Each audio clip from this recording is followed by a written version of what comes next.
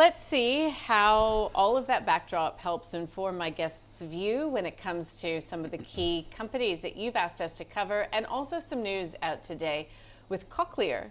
So the hearing implant maker says it can now import its products into the United States duty-free. So interesting, this news comes out as we hear about that increased 12.5% tariff against Australian goods. Cochlear says the exemption follows the completion of a US government investigation, removing the risks of tariffs on its hearing implants entering the world's largest market. So we've got the share price making small gains, but again, outperforming the broader market, if you'd like to put it into that context. So Cochlear up by 0.2%. This is one of those classic FY25 battered and bruised stocks, but we did see a bit of life coming back in the healthcare sector. Does today's announcement change your investment thesis for Cochlear at all? Well, I mean, it should to some degree. I think that obviously there's an overhang in the US and how Trump's trying to bring manufacturing back into the United States and bring that forward. So I think that is a positive move, and it's glad that deaf people aren't having to suffer because of what the politicians are doing, right? So I think it does make it look a little bit better. I do feel though that Cochlear consumer sentiment is pretty low and eroding a lot of their confidence with their implant uptake has seen guidance being reduced in Cochlear, and I think that's the problem with the stock, that we're continuing to see that, as well as the overall revised forecast for most brokers is slightly lower. So we are seeing downgrades into the stock. It's been a tough sector for, as you say, for the healthcare as a whole.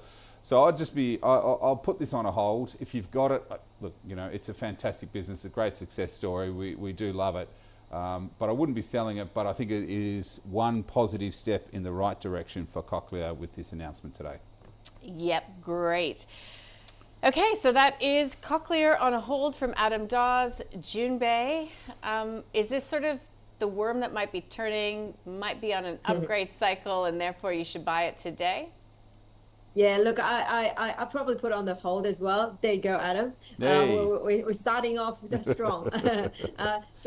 Look, I think it's, look, on 12, it depends on your time horizon, right? On 12-month view, I think it's a very easy buy. I'd step out and buy it today. But the problem is, at the moment, the company is we're heading into Australian reporting season. Now, Cochlear is very likely to downgrade next year's earning. Consensus sitting at 10%. They're not going to do that. Company's going to guide smaller than that. Might be just a few percent, might be 5%, but we all know what happens to expensive companies when they disappoint analyst expectations. So I'll be putting a buy on the result when they do give a more realistic guidance. This tariff announcement, while it's positive, but the problem that Cochlear has been having is that cochlear implant is very expensive, and at the moment in the US there's no funding. Essentially, US government has gone through a whole round of funding cuts. So insurers, the government doesn't want to pay for it, insurers doesn't want to pay for it, so a consumer has to have huge out of pocket. Even without the tariff, it's becoming too expensive. That's why their earnings are now growth have been pushed out. So I do think there's an earnings downgrade coming at this result, but I'll be buying it then.